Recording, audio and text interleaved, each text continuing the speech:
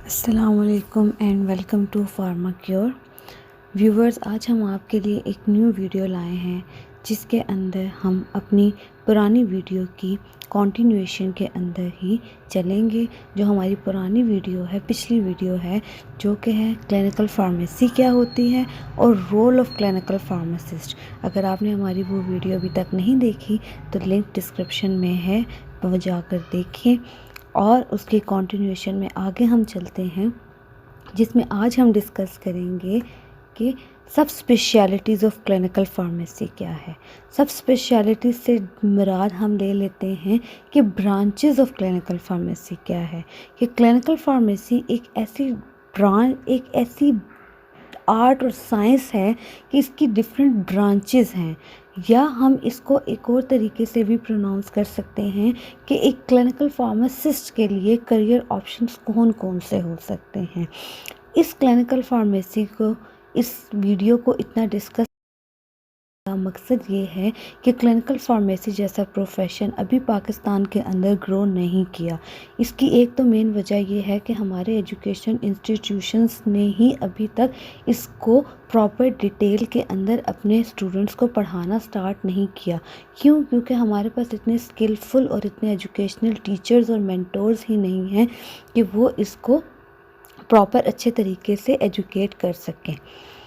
लेकिन इंशाल्लाह आने वाले टाइम में clinical pharmacy most emerging profession होगा हमारे फार्मेसी का। तो चलते हैं आज हम अपनी न्यू वीडियो की तरफ। सबसे पहले हमें पता है कि what is a clinical pharmacy. Clinical pharmacy हमारे पास क्या है। क्लिनिकल फार्मेसी की डेफिनेशन जैसे कि हम पहले बता चुके हैं कि ये हमारे पास फार्मासिस्ट एक ऐसी सर्विसेज प्रोवाइड करता है जिससे क्या होता है, rational drug therapy. Rational drug therapy हम अपनी पिछली वीडियो के अंदर डिस्कस कर चुके हैं डिटेल के अंदर। एक ऐसी ड्रग थेरेपी, पेशेंट को ऐसी ड्रग देना जो कि उसके लिए सेफ़ हो, उसके लिए अप्रोप्रिएट हो, उसकी डिज़ीज़ के अकॉर्डिंग हो और कॉस्ट इफ़ेक्टिव हो। मोस्ट इम्पॉर्टेंट पैरामीटर आ जाता है कि कॉस्ट इफ़ेक्टिव होनी चाहिए मेडिसिन। पेशेंट पे बर्डन ना डाले, उसके लिए इकोनॉमिकल बर्डन ना बनाए। नेक्स्ट हम आज मेन टॉपिक पर चलते हैं।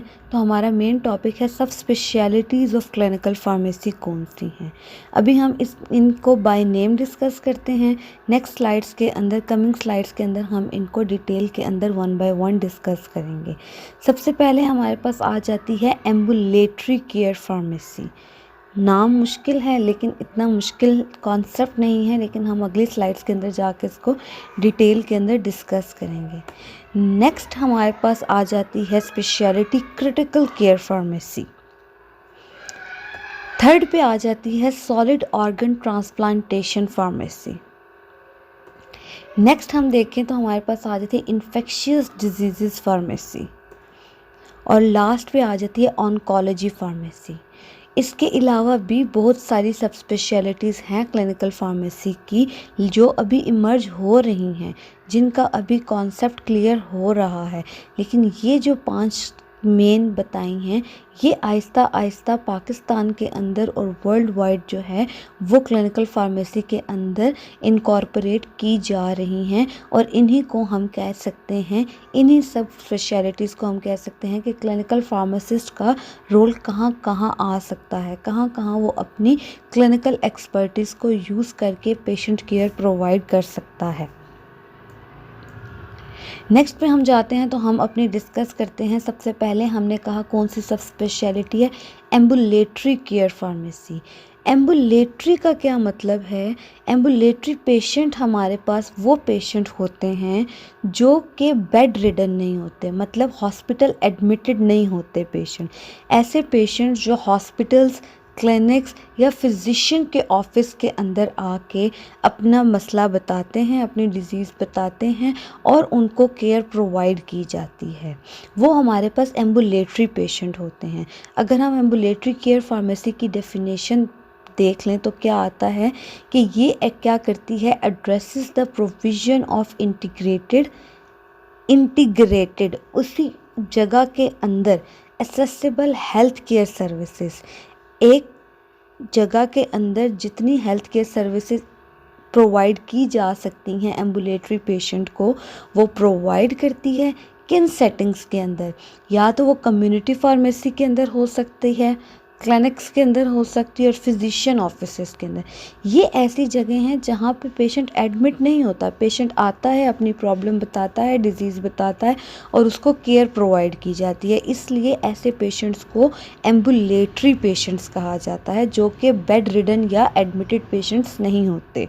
इसके अंदर भी फार्मासिस्ट अपना रोल बहुत अच्छे तरीके से प्ले कर सकता है और अपनी क्लिनिकल एक्सपर्टीज़ को यूज़ कर सकता है। नेक्स्ट हम जाएं तो हमारे पास आ जाती है clinical care pharmacy. Clinical care pharmacy हमारे पास आ जाती है, ये हॉस्पिटल सेटिंग्स के अंदर आती है, और इसका क्या काम है कि ensure the safe and effective use of medications in critically ill patients. Critical care से ही समझ आ जाती है, जो इंतहाई नाजुक स्टेज के ऊपर मरीज़ होता है उसको जो केयर प्रोवाइड की जाती है वो क्रिटिकल केयर के अंदर आ जाती है। जैसे कि आईसीयू के अंदर आईसीयू के अंदर डिफरेंट एक्सपीरियंस के लोग रिक्वायर्ड होते हैं, फिजिशियंस भी होते हैं, नर्सेज भी होती हैं, फार्मासिस्ट भी होते हैं। वहाँ ये सारे मिलकर एक टीम बनाकर डायरेक्ट पेशेंट केयर प्रोवाइड करते हैं, इसलिए इसको क्रिटिकल केयर फार्मेसी कहा जाता है।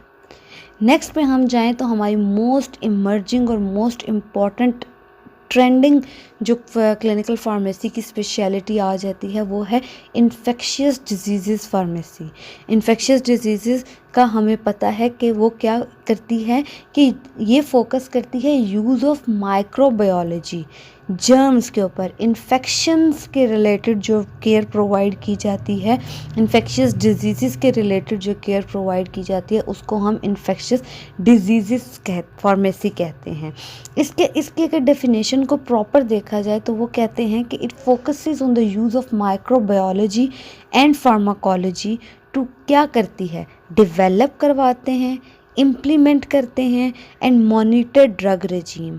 इन्फेक्शन जो हो गया है उसके अकॉर्डिंग उसकी दवाई को पहले डेवलप करते हैं, फिर उसको पेशेंट को देते हैं, और फिर साथ साथ उसकी थेरेपी को मॉनिटर भी देखते रहते हैं, मॉनिटर करते रहते हैं, ताकि हमें पता चले कि जो एंटी माइक्रोबियल्स हम किसको कह रहे हैं, एंटीबायोटिक्स आ जाती हैं, एंटी फंगल्स आ जाते हैं, ये सारी इन्फेक्शंस की जो मेडिसिन हैं उनको हम एंटी माइक्रोबियल्स कह रहे हैं, कि बॉडी के अंदर जाकर एंटी माइक्रोबियल्स या एंटीबायोटिक्स, एंटी फंगल्स जो हैं वो बॉडी को किस तरीके से अफेक्ट कर रही हैं और बॉडी किस तरीके से इनको रिएक्ट कर रही है, इन सब चीज़ों को मॉनिटर करना और पेशेंट को डायरेक्ट केयर प्रोवाइड करना क्या कहलाता है, इन्फेक्शियस डिजीज़ फार्मेसी कहलाता है। नेक्स्ट हम अपनी सब स्पेशलिटी देखें, जो मेन हमारे पास स्पेशलिटी आ जाती है उसको हम कहते हैं oncology pharmacy. Oncology refers to the cancer, it refers directly to the cancer. अब हम इसकी डेफिनेशन देखें तो हमारे पास आता है oncology pharmacy provides patient centred medication therapy. हमेशा दवाई कैसी होगी, पेशेंट सेंटर्ड होगी, जो पेशेंट के लिए सेफ़ हो, पेशेंट के लिए एप्रोप्रिएट हो, ठीक हो, और साथ ही साथ उसके लिए कॉस्ट इफ़ेक्टिव हो, ताकि पेशेंट को क्या प्रोवाइड की जाए, डायरेक्ट पेशेंट केयर प्रोवाइड की जाए जिनको कैंसर है। इसके अंदर क्या करते हैं कि जो ट्रीटमेंट उसको दिया जा रहा है, जो दवाई उसको दी जा रही है, उसकी असेसमेंट करना कि वो दवाई कितना असरअंदाज हो रही है उस पेशेंट के ऊपर, कितना पेशेंट प्रोग्रेस कर रहा है, और अगर कोई उसके साथ adverse drug reaction, in short term हम इनको साइड इफ़ेक्ट्स कहते हैं, जब साइड इफ़ेक्ट्स ज़्यादा होते हैं तो वो एडवर्स ड्रग रिएक्शन बन जाते हैं, या दवाइयाँ आपस में एक दूसरे के साथ इंटरेक्ट तो नहीं कर रही और वो इंटरेक्शन पेशेंट के लिए अच्छा है या पेशेंट की डिज़ीज़ को बढ़ा रहा है, ये सब देखना एक ऑन्कोलॉजी फार्मासिस्ट का काम है। और ये सारी चीज़ें किस डोमेन में आती हैं, ऑन्कोलॉजी फार्मासिस्ट के डोमेन में आती हैं।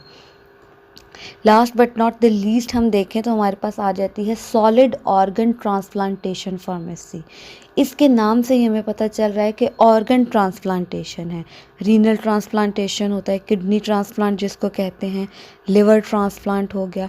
डिफरेंट टाइप के जो ट्रांसप्लांटेशन होती है हर एज के अंदर, उसके लिए क्या करना, थेरेपी मैनेजमेंट। ये एक बहुत ही सेंसिटिव स्टेज होता है, सेंसिटिव फेज़ होता है ऑर्गन ट्रांसप्लांटेशन, जिसके अंदर डोनर को भी मॉनिटर करना पड़ता है और रेसिपिएंट को, जो रिसीव कर रहा है, उसको भी मॉनिटर करना पड़ता है। तो ये हमारे पास क्या करती है, it provides evidence based patient centred medication therapy management. किसके लिए, through out all faces, organ donate करने से लेके ऑर्गन रिसीव करने तक और उसको इम्प्लांट करने तक, सारे फेजेस के अंदर, सब एजेस में क्या करते हैं, ये उनको मॉनिटर करते हैं। किसका काम है, सॉलिड ऑर्गन ट्रांसप्लांटेशन फार्मासिस्ट का। ये डोमेन अब न्यू है, आहिस्ता आहिस्ता ये सारी डोमेन्स जो हैं वो प्रोग्रेस करेंगी। पाकिस्तान के अंदर क्लिनिकल फार्मेसी का इतना स्कोप अभी नहीं है, लेकिन आने वाले वक्तों में इसकी इम्पोर्टेंस और इसका जो प्रोग्रेस है वो ज़्यादा दिखेगी सबको। करंटली जो क्लिनिकल फार्मेसी प्रैक्टिस पाकिस्तान के अंदर करवा रही हैं वो 2 हॉस्पिटल्स करवा रही हैं, आगा खान करवा रही है और शौकत खानम करवा रही है। लेकिन ग्रेजुअली आहिस्ता आहिस्ता आहिस्ता बाकी की हॉस्पिटल्स भी इस तरफ सोच रही हैं कि फार्मासिस्ट को भी हेल्थ केयर टीम के अंदर शामिल किया जाए और उसकी क्लिनिकल प्रैक्टिसेस को जो है वो इस्तेमाल में लाया जाए, ताकि पेशेंट केयर अच्छी हो, पेशेंट की डिज़ीज़ अच्छे तरीके से ठीक की जाए। उम्मीद है आपको ये टॉपिक पसंद आया होगा और समझ आ गया होगा। Thank you so much.